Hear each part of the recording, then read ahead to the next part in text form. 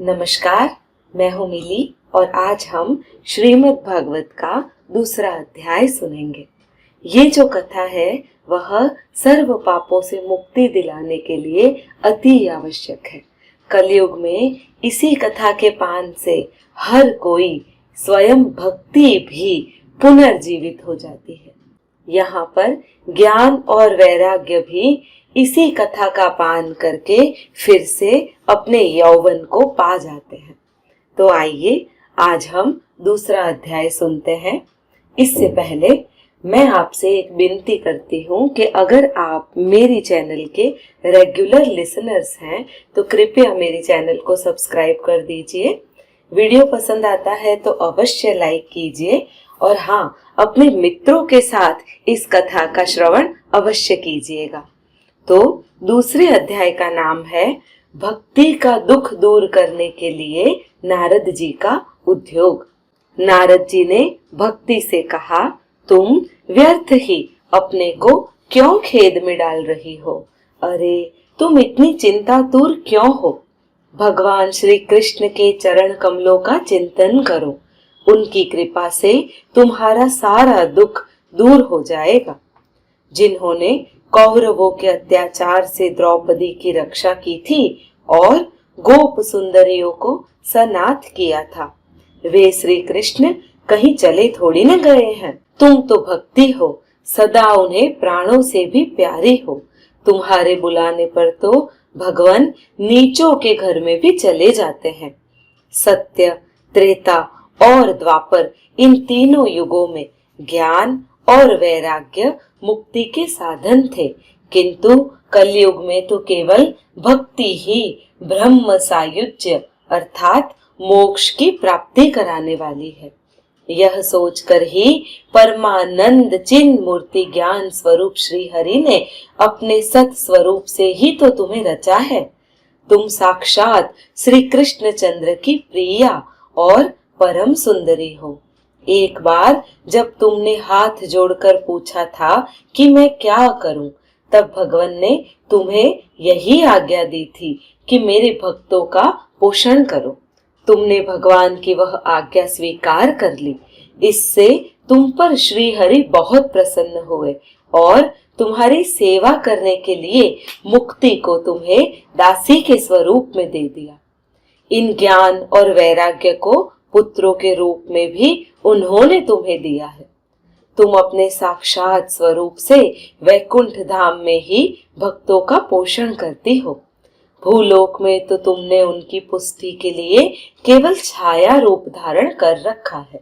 तब तुम मुक्ति, ज्ञान और वैराग्य को साथ लिए पृथ्वी तल पर आई और सतयुग से द्वापर पर्यंत बड़े आनंद से रही। कलयुग में तुम्हारी दासी मुक्ति पाखंड रूप रोग से पीड़ित होकर क्षीण होने लगी थी, इसीलिए वह तो तुरंत ही तुम्हारी आज्ञा से वैकुंठ लोक को चली गई।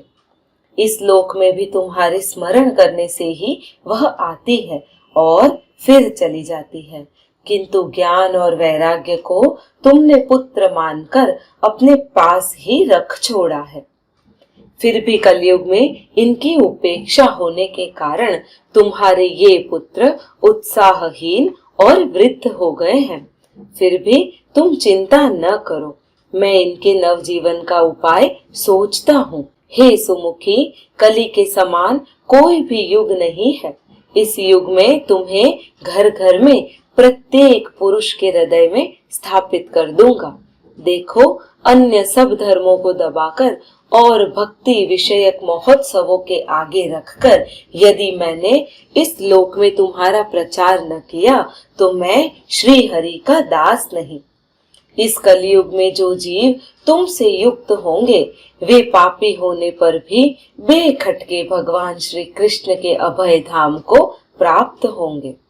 जिनके हृदय में निरंतर प्रेम रूपिणी भक्ति निवास करती है, वे शुद्धांतकरण पुरुष स्वप्न में भी यमराज को नहीं देखते हैं। जिनके हृदय में भक्ति महारानी का निवास है, उन्हें प्रेत, पिशाच, राक्षस या दैत्य आदि स्पर्श करने में समर्थ नहीं हो सकते। भगवान तप, वेद अध्ययन, ज्ञान और कर्म आदि किसी भी साधन से वश में नहीं किए जा सकते, वे केवल भक्ति से ही वशीभूत होते हैं। इसमें श्री गोपीजन ही प्रमाण मात्र है। मनुष्यों का सहस्त्रों जन्म के पुण्य प्रताप से भक्ति में अनुराग होता है।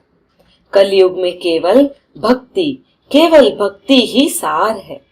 भक्ति से तो साक्षात श्री कृष्ण चंद्र सामने उपस्थित हो जाते हैं। जो लोग भक्ति से द्रोह करते हैं वे तीनों लोकों में दुख ही दुख पाते हैं। पूर्व काल में भक्त का तिरस्कार करने वाले दुर्वासा ऋषि को बड़ा कष्ट उठाना पड़ा था। बस व्रत, तीर्थ, योग, यज्ञ और ज्ञान चर्चा आदि बहुत से साधनों की अब कोई आवश्यकता नहीं है। एकमात्र भक्ति ही मुक्ति देने वाली होती है। सूत जी कहते हैं, इसी प्रकार नारद जी के निर्णय किए हुए अपने महात्मा को सुनकर भक्ति के सारे अंग पुष्ट हो गए और वे उनसे कहने लगी, नारद जी आप धन्य हैं, आपकी मुझ में निश्चल प्रीति है। मैं सदा आपके हृदय में रहूंगी, कभी आपको छोड़कर नहीं जाऊंगी। हे साधो, आप बड़े दयालु हैं। आपने क्षण भर में ही मेरा सारा दुख दूर कर दिया, किंतु अभी मेरे पुत्रों में चेतना नहीं आई है। आप इन्हें शीघ्र ही सचेत कर दीजिए। फिर सूत जी कहते हैं, भक्ति के ये वचन सुन नारद जी को बड़ी करुणा आई और वे उन्हें हाथों से हिला डुलाकर जगाने लगे। फिर उनके कान के पास मुंह ले जाकर जोर से कहा, ओ ज्ञान जल्दी जग पड़ो, ओ वैराग्य जल्दी जग पड़ो। फिर उन्होंने वेद ध्वनि, वेदांत घोष और बार बार गीता पाठ करके उन्हें जगाया। इससे वे जगे जैसे तैसे, परंतु बहुत जोर लगाकर उठे, किंतु आलस्य के कारण वे दोनों जमाई लेते रहे, नेत्र उघाड़ कर भी नहीं देख सके। उनके बाल बगुलों की तरह सफेद हो गए थे। उनके अंग प्रायः सूखे काठ के समान निस्तेज और कठोर हो गए थे। इस प्रकार भूख प्यास के मारे अत्यंत दुर्बल होने के कारण उन्हें फिर सोते देख नारद जी को बड़ी चिंता हुई और वे सोचने लगे, अब मुझे क्या करना चाहिए। इनकी यह नींद और इससे भी बढ़कर इनकी वृद्धावस्था कैसे दूर हो। शौनक जी इस प्रकार चिंता करते करते वे भगवान का स्मरण करने लगे। उसी समय यह आकाशवाणी हुई कि मुने खेद मत करो, तुम्हारा यह उद्योग निसंदेह सफल होगा। देवेश, इसके लिए तुम एक सत्कर्म करो, वह कर्म तुम्हें संत शिरोमणि महानुभाव बताएंगे। उस सत्कर्म का अनुष्ठान करते ही क्षण भर में इनकी नींद और वृद्धावस्था चली जाएगी तथा सर्वत्र भक्ति का प्रसार होगा। यह आकाशवाणी वहां सभी को साफ साफ सुनाई दी। इससे नारद जी को बड़ा विस्मय हुआ और वे कहने लगे, मुझे तो इसका कुछ आशय समझ में नहीं आया। नारद जी बोले, इस आकाशवाणी ने गुप्त रूप में ही बात कही है। यह नहीं बताया कि कौन सा साधन किया जाए जिससे इनका कार्य सिद्ध हो। वे संत न जाने कहाँ मिलेंगे, किस प्रकार उस साधन को बताएंगे। अब आकाशवाणी ने जो कुछ कहा उसके अनुसार मुझे क्या करना चाहिए।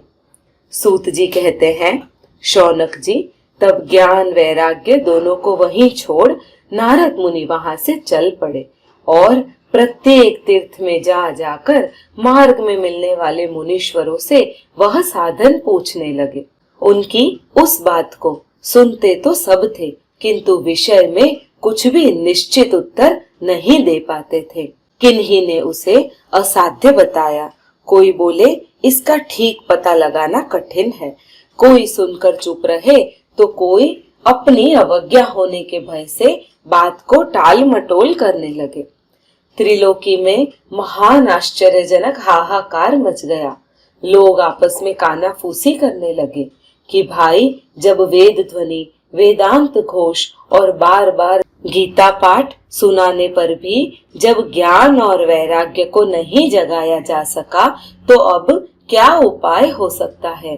स्वयं योगीराज नारद को भी जिसका ज्ञान नहीं, उसे दूसरे संसारी लोग कैसे बता सकते हैं।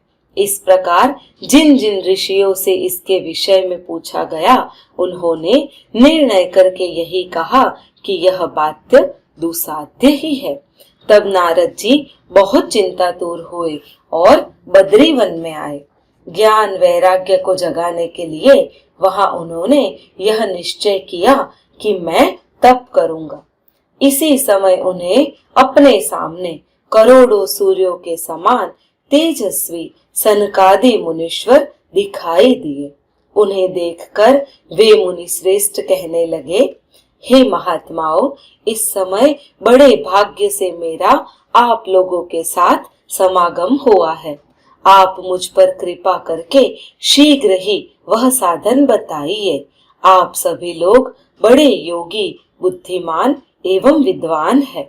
आप देखने में 5-5 वर्ष के बालक से जान पड़ते हैं, किंतु हैं पूर्वजों के भी पूर्वज। आप लोग सदा वैकुंठ धाम में निवास करते हैं, निरंतर हरि कीर्तन में तत्पर रहते हैं, भगवत वल्लीला अमृत का रसास्वादन कर सदा उसी में उन्मत्त रहते हैं और एकमात्र भगवत कथा ही आपके जीवन का आधार है।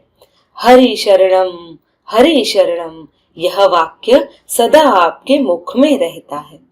इसी से काल प्रेरित वृद्धावस्था भी आपको बांध नहीं सकती है। पूर्व काल में आपके भ्रूभंग मात्र से भगवान विष्णु के द्वारपाल जय और विजय तुरंत पृथ्वी पर गिर गए थे और फिर आपकी ही कृपा से वे पुनः वैकुंठ लोक पहुंच गए। धन्य है कि इस समय आपका दर्शन हो गया। मैं बहुत दीन हूँ और आप लोग स्वभाव से ही दयालु हैं, इसीलिए मुझ पर आपको अवश्य कृपा करनी चाहिए। बताइए, आकाशवाणी ने जिसके विषय में कहा है वह कौन सा साधन है और मुझे किस प्रकार उसका अनुष्ठान करना चाहिए। आप इसका विस्तार से वर्णन कीजिए। भक्ति, ज्ञान और वैराग्य को किस प्रकार सुख मिल सकता है और किस तरह इनकी प्रेम पूर्वक सभी वर्णों में प्रतिष्ठा की जा सकती है। यह बात सुनकर सनकादि ने कहा, हे देवर्षि, आप चिंता न करें, मन में प्रसन्न हो जाएं। उनके उद्धार का एक सरल उपाय पहले से ही विद्यमान है। नारद जी, आप धन्य हैं, आप विरक्तों के शिरोमणि हैं, श्री कृष्ण दासों के शाश्वत पथ प्रदर्शक एवं भक्ति योग के भास्कर हैं। आप भक्ति के लिए जो उद्योग कर रहे हैं, यह आपके लिए कोई आश्चर्य की बात नहीं समझनी चाहिए। भगवान के भक्त के लिए तो भक्ति की सम्यक स्थापना करना सदा उचित ही है। ऋषियों ने संसार में अनेकों मार्ग प्रकट किए हैं, किंतु वे सभी कष्ट साध्य है और परिणाम में प्रायः स्वर्ग की ही प्राप्ति कराने वाले हैं। अभी तक भगवान की प्राप्ति कराने वाला मार्ग तो गुप्त ही रहा है। उसका उपदेश करने वाला पुरुष प्रायः भाग्य से ही मिलता है। आपको आकाशवाणी ने जिस सत्कर्म का संकेत किया है उसे हम बतलाते हैं। आप प्रसन्न और समाहित चित्त होकर सुनिए। नारद जी, द्रव्य यज्ञ, तपो यज्ञ, योग यज्ञ और स्वाध्याय रूप ज्ञान यज्ञ, ये सब तो स्वर्ग आदि की प्राप्ति करने वाले कर्म की ही ओर संकेत करते हैं। पंडितों ने ज्ञान यज्ञ को ही सत्कर्म अर्थात मुक्तिदायक कर्म का सूचक माना है। यह श्रीमद् भागवत का पारायण है, जिसका गान शुकादि महानुभावों ने किया है। उसके शब्द सुनने से ही भक्ति, ज्ञान और वैराग्य को बड़ा बल मिलेगा। इससे ज्ञान वैराग्य का कष्ट मिट जाएगा। भक्ति को अत्यंत आनंद मिलेगा। सिंह की गर्जना सुनकर जैसे भेड़िए भाग जाते हैं, उसी प्रकार श्रीमद् भगवत की ध्वनि से कलयुग के सारे दोष नष्ट हो जाएंगे। तब प्रेम रस प्रवाहित करने वाली भक्ति ज्ञान और वैराग्य को साथ लेकर प्रत्येक घर और व्यक्ति के हृदय में क्रीड़ा करेगी। नारद जी ने कहा, मैं वेद वेदांत की ध्वनि और गीता पाठ करके उन्हें बहुत जगाने की कोशिश की, किंतु फिर भी ज्ञान और वैराग्य नहीं जागे।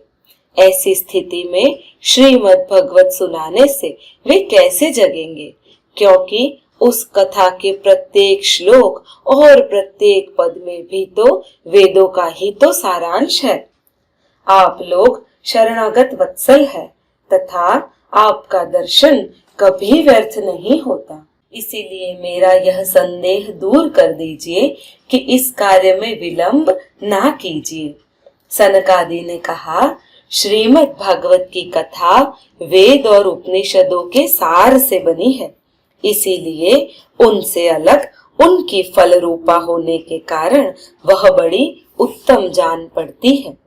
जिस प्रकार रस वृक्ष की जड़ से लेकर शाखा पर्यंत रहता है, किंतु इस स्थिति में उसका आस्वादन नहीं किया जा सकता, वही जब अलग होकर फल के रूप में आता है, तब संसार में सभी को प्रिय लगने लगता है। दूध में घी रहता है, किंतु उस समय उसका अलग स्वाद नहीं मिलता, वही जब उससे अलग हो जाता है, तब देवताओं के लिए भी स्वादवर्धक हो जाता है। गुड़ जैसे ईख के ओर छोर और बीच में भी व्याप्त रहती है, तथापि अलग होने पर उसका और ही मिठास होती है। ऐसे ही यह भागवत की कथा है। यह भागवत पुराण वेदों के समान है। श्री व्यास देव ने इसे भक्ति ज्ञान और वैराग्य की स्थापना के लिए प्रकाशित किया है। पूर्व काल में जिस समय वेद वेदांत के पारगामी और गीता की भी रचना करने वाले भगवान व्यास देव खिन्न होकर अज्ञान समुद्र में गोते खा रहे थे, उस समय आपने ही उन्हें 4 श्लोकों में इसका उपदेश दिया था। इसे सुनते ही उनकी सारी चिंता दूर हो गई थी। फिर इसमें आपको आश्चर्य क्यों हो रहा है? जो आप हमसे प्रश्न कर रहे हैं, आपको उन्हें शोक और दुख का विनाश करने वाला श्रीमद् भगवत पुराण ही सुनाना चाहिए। नारद जी ने कहा, हे महानुभावों, आपका दर्शन जीव के संपूर्ण पापों को तत्काल नष्ट कर देता है, और जो संसार दुख रूप दावानल से तपे हुए हैं, उन पर शीघ्र ही शांति की वर्षा करते हैं। आप निरंतर शेष जी के सहस्त्र मुखों से गाए हुए भगवत कथा अमृत का ही पान करते रहते हैं। मैं प्रेम लक्षणा भक्ति का प्रकाश करने के उद्देश्य से आपकी शरण लेता हूँ। जब अनेकों जन्मों के संचित पुण्य पुंज का उदय होने से मनुष्य को सत्संग मिलता है, तब वह उससे अज्ञान जनित मोह और मद रूप अंधकार का नाश करके विवेक उदय होता है। बोलो ओम नमो भगवते वासुदेवाय। दूसरा अध्याय संपूर्ण हुआ। तो मित्रों, अगर आपको वीडियो पसंद आया हो तो कमेंट में ओम नमो भगवते वासुदेवाय अवश्य लिखिए, और अगर मेरा चैनल अभी तक सब्सक्राइब नहीं किया है तो कर दीजिए। धन्यवाद।